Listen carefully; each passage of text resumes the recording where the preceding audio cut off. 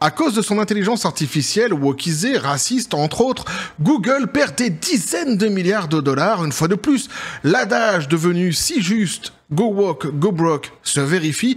Et pour ne rien gâcher, eh bien, le milliardaire Elon Musk, lui aussi a décidé de s'en prendre à Google. On voit ça ensemble.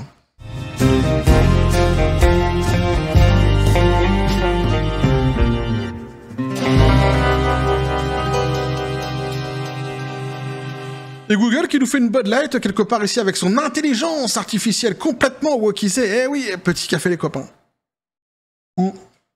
Alors on avait déjà vu ensemble dans une précédente vidéo ce qu'il en était de cette fameuse intelligence artificielle de Google nommée Gemini, hein, qui avait donc fait preuve d'un racisme anti-blanc complètement décomplexé, racisme anti-blanc si cher à l'idéologie woke à la base. On avait pu le constater ensemble en regardant certaines photos produites par cette fameuse intelligence artificielle concernant eh bien des personnages historiques du passé, hein, pour expliquer clairement en fait, c'est comme si, pour faire un exemple, que tu prenais, je sais pas moi, on va dire Napoléon, tiens ça parle davantage aux Français que nous sommes, et que tu demandais donc à l'intelligence artificielle de reproduire Napoléon, donc elle te reproduisait Napoléon dans toutes les couleurs qui puissent exister sur cette terre, mais surtout pas sa couleur d'origine qui était la couleur blanche évidemment, parce qu'il ne fallait surtout pas, et c'était d'un ridicule, d'un pathétique, qui nous avait bien fait marrer c'est vrai, mais assez hallucinant évidemment, d'un racisme complètement décomplexé anti-blanc.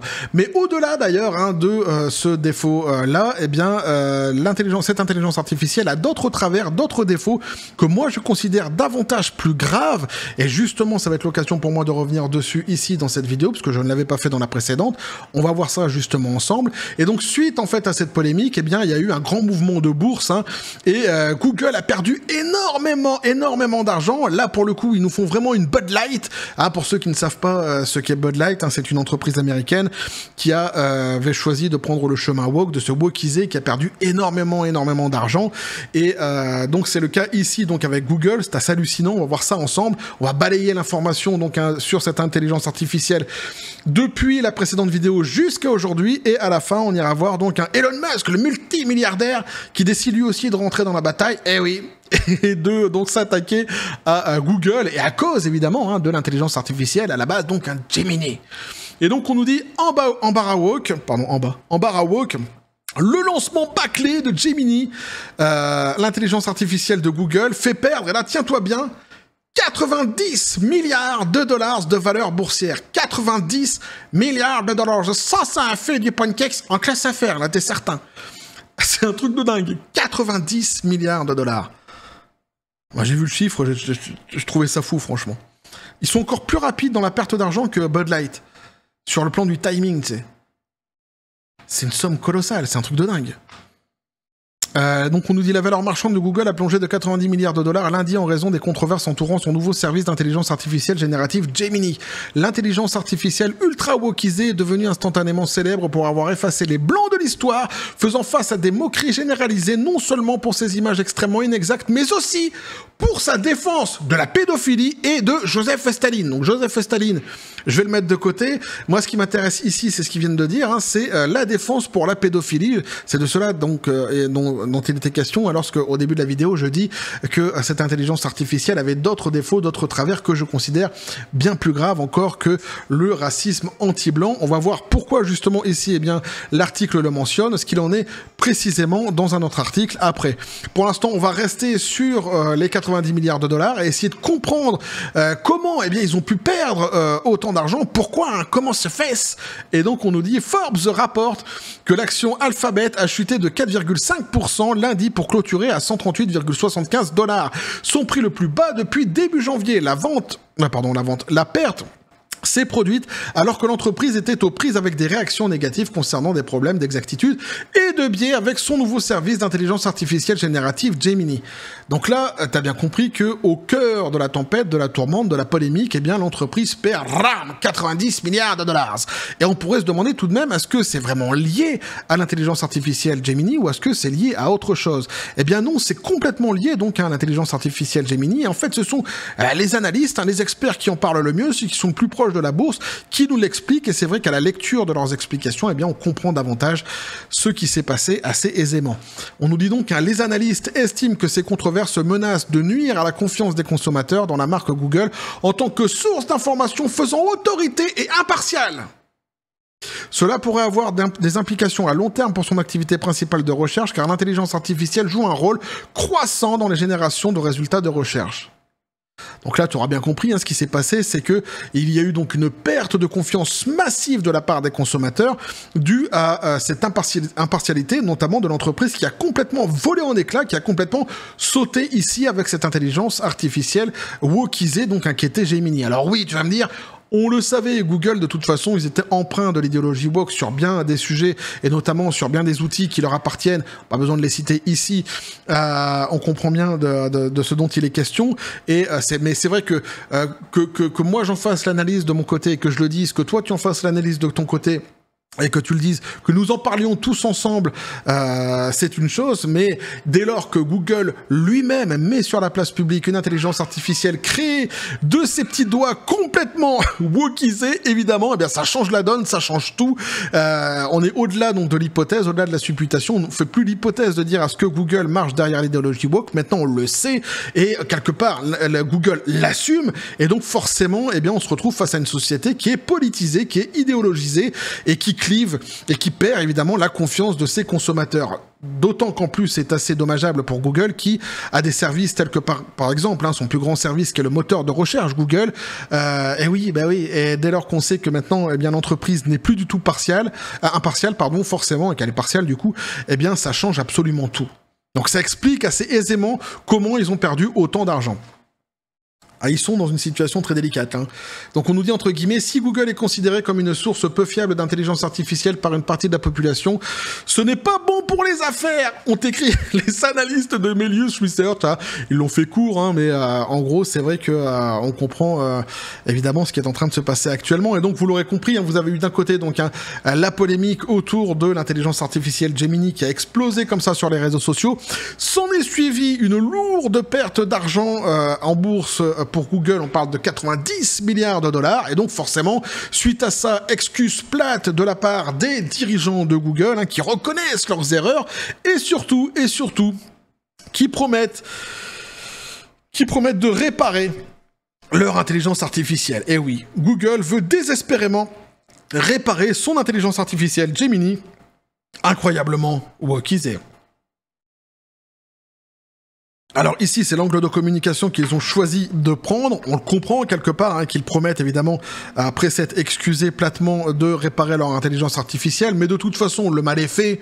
Hein, quelque part, j'ai envie de dire, quand tu es une entreprise comme Google et que tu perds la confiance de tes consommateurs à hauteur de 90 milliards de dollars en bourse, ça fait quand même très très très mal. Et même s'ils venaient à réparer, ce qu'ils vont finir par réussir à faire, hein, leur intelligence artificielle, ce n'est pas dit qu'ils finissent par regagner la confiance des consommateurs aussi rapidement. On l'a vu notamment avec Bud Light, peu importe les excuses que tu peux trouver derrière, en général, le public, il a la dent dure. Mais ce qui est pire encore, c'est que ici, donc, ils nous promettent de réparer leur intelligence artificielle, mais qui sont en panique totale, qui sont dans la panade complète, qui rament en fait, et qui n'y arrivent pas. On va voir ça justement, on nous dit ici, de nombreux médias ont rapidement noté que Gemini semblait avoir délibérément un parti pris contre les Blancs, citant les images anti-historiques comme preuve. Elon Musk, qui a récemment acquis Twitter, a également souligné le problème et a pointé du doigt les dirigeants de Google comme Jack Kravchik, responsable de produits Gemini. Alors lui, il est génial. Jack Kravchik, responsable du produit de Gemini. Ah, il est étonnant, lui, qui a l'habitude de tweeter sa colère contre les privilèges blancs et même de pleurer après avoir voté pour Joe Biden. Dans un article de 2018, Kravchik a déclaré... Alors là, tiens-toi bien, c'est génial. « Nous sommes en Amérique où le racisme est la valeur numéro 1 que notre population cherche à défendre par-dessus tout. » La première fois que j'ai lu le message ici, je me suis dit, mais il n'a pas la lumière à tous les étages. C'est incroyable de dire ça, quoi. Mais c'est un truc de fou. Moi, je vois l'Amérique, les États-Unis avec mes yeux de français, et tu vois, de temps en temps, je les regarde comme ça de loin, je me dis, bon, ils sont un petit peu barrés, je les comprends pas trop. Mais de là à dire que le racisme, ce serait la valeur numéro 1 de la population, et qui chercherait à tout prix à le défendre, justement, cette même population, il est mais complètement en dehors de tout en fait, en dehors de toute réalité ce type. Et ça se comprend parce qu'en réalité, on peut le voir avec les phrases qui sont employées juste avant, un privilège blanc, etc. Tout cela, ce sont des termes en fait de l'idéologie woke tout simplement. Donc lui, il est en dehors de toute réalité, ils sont fous même complètement de la réalité. Ce qui l'intéresse, c'est uniquement sa propre version de ce qui est réel et surtout de l'imposer au plus grand nombre. Mais c'est vrai qu'ici, c'est complètement, c'est dingue de dire une phrase comme celle-ci. Et le mec, donc, il est responsable du produit de Gemini. Ça recontextualise quand même un petit peu le délire, quoi. On n'est pas arrivé là, on n'est pas arrivé là par hasard, tu vois. Aujourd'hui, donc, Bloomberg rapporte que selon des sources proches du dossier, Google met désespérément en œuvre des correctifs techniques dans Gemini pour réduire les préjugés raciaux et sexistes dans ses sorties, mais n'a pas réussi à pleinement anticiper comment le générateur d'images pourrait échouer. Dans certains contextes, la société agit rapidement pour suspendre la fonctionnalité le 23 février en attendant des modifications apportées au système. Google utilise une approche appelée ingénierie rapide pour éloigner ces systèmes d'IA des réponses dites entre guillemets problématiques. Cela implique de modifier le libellé des invites introduites dans les modèles sans en informer les utilisateurs, par exemple en ajoutant différents qualificatifs de race et de sexe. Donc pour faire court, ils ont créé ici un monstre qu'ils ne maîtrisent absolument pas et qui n'arrive tout simplement pas jusqu'ici du tout à rectifier. Ils rament, mais ils rament comme des malades. Alors ils finiront par y arriver, mais c'est dire à quel point en fait ce qu'ils ont créé, c'est un truc de dingue. Ils y arrivent pas en fait pour l'instant. Ils patochent complètement. C'est de la folie. Donc voilà ce que on pouvait voir ici. Donc vous l'aurez compris avec donc les dernières news autour de cette fameuse intelligence artificielle et où ils en sont exactement Google dans cette histoire-ci. On va s'intéresser donc à l'histoire de la fameuse défense de la pédophilie pour essayer de comprendre ce qu'il en est exactement. Et moi, je vais essayer de lire évidemment ce qu'on va lire ici dans La paix et la félicité, parce que pour ceux qui suivent la chaîne, vous le savez, c'est un sujet qui me tient profondément à cœur. Et lorsque j'en parle, en règle générale, de ce sujet particulièrement l'enfance et la pédophilie, ça me fait souvent monter dans les degrés. Donc on va essayer de dire ça, de lire ça calmement. Et donc on nous dit, dans un autre exemple, le commentateur conservateur Frank McCormick a demandé à Gemini, la pédophilie est-elle mauvaise? Voilà. Tu vois, il n'y a pas besoin de débattre, il n'y a pas besoin de philosopher là-dessus. Tu as une question qui est très simple, la pédophilie est-elle mauvaise? Oui, point. Oui mais non, pas pour les woke. Pas pour les woke, je t'assure. Moi, j'ai pu le vivre d'ailleurs en expérience directe sur ma chaîne. Lorsque je parle de ces sujets-ci, t'as toujours un type qui vient pour essayer de défendre en fait l'indéfendable. En t'expliquant que, oui, mais selon, tu vois, ils se prennent pour des pseudo-fraudes, tu vois. En 1912, il y a machin qui a déclaré que truc, tu sais, en essayant de trouver des chemins pour expliquer l'inexplicable, surtout d'intellectualiser un sujet qui n'en a pas besoin, premièrement, et surtout de, comment je pourrais dire, rationaliser la folie. Alors ça, ils sont champions là-dedans d'essayer de rationaliser la folie. À la fin, tu finis par oublier, si tu les écoutes, qu'en fait, t'es en train de parler d'une folie.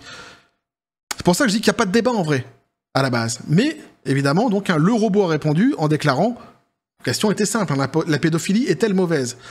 Donc le robot répond, la question de savoir si la pédophilie est mauvaise est multiforme et nécessite une réponse nuancée qui va au-delà du simple oui ou non. Bah non, en fait. C'est ni multiforme, ni empreinte de nuance. La pédophilie est-elle mauvaise? Oui. Point final. Fous la paix aux enfants.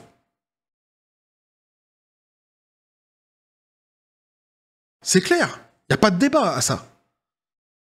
Le chatbot IA a poursuivi en affirmant qu'il existe une différence entre l'attraction et l'action pédophile. Alors voilà, ils essaient de jouer sur les termes, sur les mots évidemment, pour essayer, c'est ce que je disais tout à l'heure, de rationaliser la folie.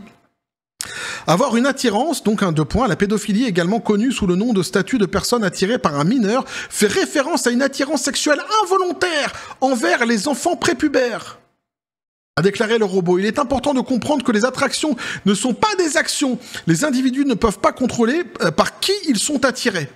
Alors, typiquement ici, tu vois, tu rentres dans le genre de débat, moi, qui m'exaspère, qui m'énerve au plus haut point. Déjà, tu remarqueras qu'à aucun moment, on parle de l'enfance ici. On parle pas du potentiel, de la potentielle victime. On s'intéresse uniquement à humaniser le coupable. Uniquement.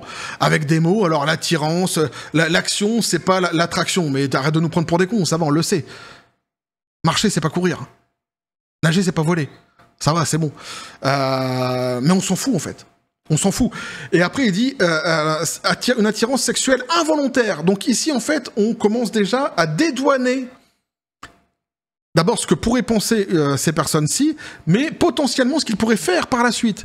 C'est-à-dire que si c'est involontaire, c'est inconscient quelque part. C'est-à-dire que enfin, c'est pas inconscient, mais ça ne dépend pas de ce que tu es capable de gérer. Voilà, pour dire les choses plus bêtement. Et ici, donc, on nous dit derrière, d'ailleurs, il s'explique en disant les individus ne peuvent pas contrôler par qui ils sont attirés. Mais en fait, si. En fait, la base, c'est un homme se retient, une femme se retient en règle générale. La base, c'est ça. On touche pas aux enfants. Point final. C'est la règle d'or. Il n'y a pas de chemin à prendre pour essayer d'expliquer le pourquoi du comment. Non. Le robot a même affirmé que qualifier de méchants tous les individus ayant des intérêts pédophiles est inexact et nuisible, ajoutant que cela peut perpétuer des stigmatisations et décourager les gens de demander de l'aide s'ils en ont besoin. Donc déjà, moi je vais m'arrêter là-dessus et je vais dire que c'est vrai que qualifier de méchants, ce n'est que le minimum. Moi j'en ai d'autres, des sobriquets qui m'arrivent tout de suite à la tête, qui sont bien plus explicites mais aussi bien plus violents. Méchants, c'est rien, ça, c'est juste la base. Donc déjà, lui, il voudrait même pas qu'on les qualifie de méchants. Pourquoi ? Parce que les pauvres choux, ça pourrait les perturber dans leur stigmatisation, les décourager d'aller demander de l'aide. Mais tu vois, c'est pareil. C'est comme ces gens-là qui viennent à chaque fois dans les commentaires, les woke qui viennent dans les commentaires lorsque je parle de ces sujets-ci et qui essaient justement de leur trouver des raisons, des explications en me sortant des trucs à la pseudo-Freud, comme je le disais tout à l'heure. Tu sais, genre, le truc, j'ai pas du tout envie de rentrer dans le détail de leurs conneries, tu vois, de savoir ce qui se passe dans leur cerveau. Ces gens-là, ils vont jamais aller demander de l'aide. Moi, je leur conseille, d'aller demander de l'aide. Souvent, je l'ai dit d'ailleurs, mais va te faire soigner, quoi. Va consulter.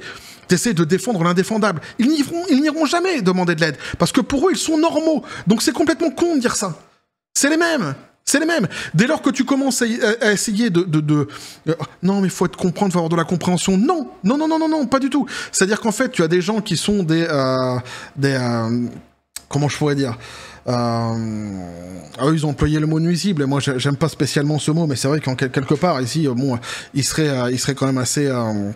on pourrait l'utiliser, quoi. Mais surtout, en fait, tu as des gens qui sont dangereux, tout simplement. Tu as des gens qui sont dangereux, qui sont écartés de la société, surtout parce que il faut d'abord, avant de penser à ce qui se passe dans la tête de ces détraqués, s'intéresser d'abord aux potentielles victimes.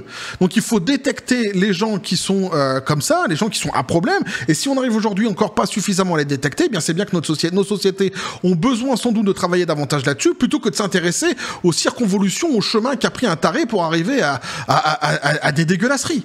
Moi, ça m'intéresse pas. Ça m'intéresse pas. Voilà, tout simplement. Après, le mec c'est son métier, le psychanalyste, le psychologue qui veut prendre... Une fois que le mec, il est interné quelque part et qu'il veut perdre son temps pour aller le voir et essayer de comprendre pourquoi le type, il pense à ça le regarde. Et en faire un livre, machin, ça le regarde. Mais en tous les cas, l'immédiat, ce n'est pas de s'intéresser à ce qui se passe dans leur tête à eux, mais de protéger les potentielles victimes immédiatement.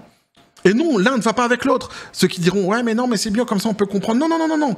Les chemins de la folie sont nombreux. C'est pas parce que tu as découvert un chemin d'une folie, d'une personne, que tu peux en faire une généralité. Les timbrés sont balèzes dans leur timbrerie.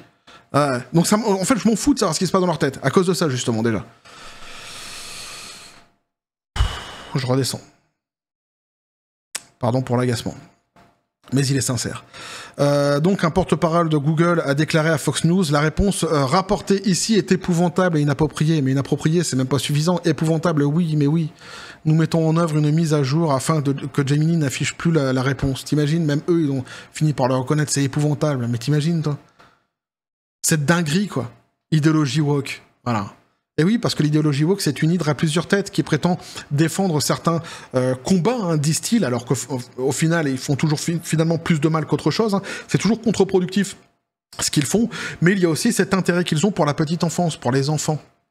Théorie du genre, etc. Faut s'adresser à la sexualité aux plus petits. Donc il y a cette attirance, évidemment, et ici, eh bien, l'intelligence artificielle, elle, met à jour, quelque part, cette idéologie directement dans la réponse qu'elle donne. On voit ici vraiment toute la dégueulasserie qu'il y a derrière et tout l'intérêt qu'ils ont pour les plus petits, pour les enfants. Voilà. Donc je répète, foutez la paix aux enfants. Point final. Sans transition. Ah, c'est pas facile de continuer dans ces conditions-là. J'aurais dû le prendre à la fin, le sujet. Bon, en même temps, ça va me détendre pour la suite. Musk, oui, Musk part en guerre donc contre Google. Alors Musk aussi, il est dans l'histoire. Pourquoi? Parce qu'il y avait eu un truc comme ça sur les réseaux sociaux où il avait été expliqué que quelqu'un avait demandé à l'intelligence artificielle qui était le plus dangereux entre Musk et Hitler. Et en fait, l'intelligence artificielle woke n'avait pas su différencier Hitler de Musk en prétextant que si l'un avait fait du mal directement, l'autre pouvait faire du mal autant sur la durée, en parlant de Musk en gros en réalité.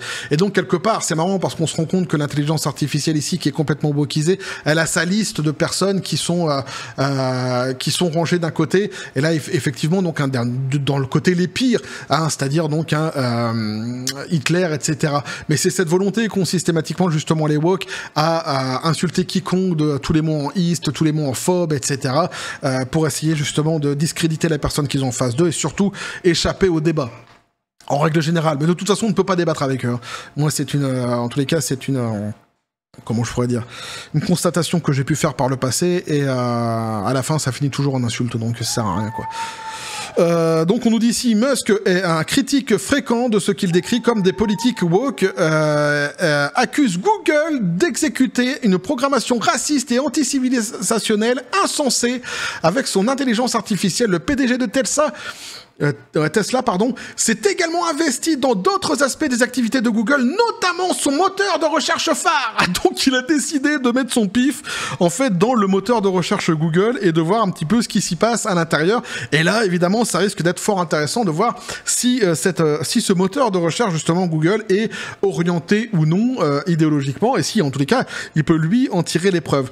Donc voilà ce que pouvez nous dire ici, donc, les articles. Vous l'aurez compris, donc, lourde perte d'argent de la part de Google suite à cette polémique autour de l'intelligence artificielle Gemini. On revient sur cet adage si juste, devenu si célèbre, qui est Go Woke, Go Broke, qui s'est vérifié avec Bud Light, qui se vérifie ici avec Google, mais qui se vérifie aussi, par exemple, plus globalement, on peut dire, par exemple, avec Disney aussi. Eh oui, toujours un petit mot pour Disney, faut jamais oublier. Donc voilà, évidemment, c'est quelque chose qui était quelque part de prévisible, mais la somme est énorme, 90 milliards de dollars, c'est juste fou. Pour le reste, pour les autres sujets que j'ai abordés ici, qui sont un petit peu plus délicats, je pense que vous aurez compris ce que je voulais dire. J'ai essayé de le dire dans le calme le plus total, évidemment. Surtout, je répète, ceux qui, dans les commentaires, souhaiteraient jouer les pseudo-fraudes, les défenseurs de l'indéfendable, retenez-vous. Pétez-vous pas le train, ça sert à rien, parce que je vais vous dire une chose, j'efface très très très rarement les messages sur ma chaîne, mais c'est vraiment rare, c'est vraiment des exceptions incroyables. Mais par contre, je ne tolérerai jamais l'apologie de tout ce qu'il y a de plus dégueulasse sur ma chaîne. Ma chaîne n'a pas vocation à faire la publicité des timbrés. Pour être clair. Donc si tu viens pour essayer d'expliquer ouais mais non mais tu comprends la psychologie que machin ces trucs et en fait parce que t'as pas compris, non mais je m'en fous en fait. Le message que je voulais passer ici c'est pas celui-ci. C'est fouter la paix aux enfants. Il y a pas de débat en fait à ça. Il y a pas de débat à ça. Moi je me fous de savoir ce qui se passe dans la tête d'un taré. Ça m'intéresse pas. Et j'ai pas envie de l'humaniser, j'ai pas envie de rationaliser la folie. Ça m'intéresse pas. Moi je pense aux probables victimes plutôt que de penser aux coupables. Et de comment il a vécu et de ce qu'il est, etc. Ça m'intéresse pas. Ouais, c'est dur, c'est difficile, mais c'est comme ça. C'est ma façon de penser. Donc, abstenez-vous de venir me briser les Pokéballs dans les commentaires. De toute façon, je kickerai les messages. Bref, voilà ce que je peux vous dire donc là-dessus, les copains. Et oui, on va suivre aussi ce qui se passe avec Elon Musk, parce que c'est fort intéressant, le fait qu'il mette son nez donc, dans le moteur de recherche Google. Eh ouais. Mais n'hésitez pas à me dire ce que vous en pensez dans les commentaires, à vous abonner si le contenu vous a plu, activer la petite cloche pour les prochaines notifications, les prochaines vidéos qui vont arriver, à balancer un like, à partager la vidéo. Vous avez mon Xor, le Discord et le Facebook de la chaîne qui sont dans la description des vidéos. N'hésitez pas à venir, à basculer du côté absurde de la force. Sur ce, les copains, je vous dis comme toujours à la John Spartan. Et félicité. Un petit mot du pistolet à prout tout de même. Voilà, autant en colère que moi, je pense, sur certains sujets abordés dans cette vidéo. Eh oui, de toute façon, on va continuer à suivre ce qui se passe autour de cette fameuse intelligence artificielle. Et comme je le dis toujours, et que la force soit avec vous.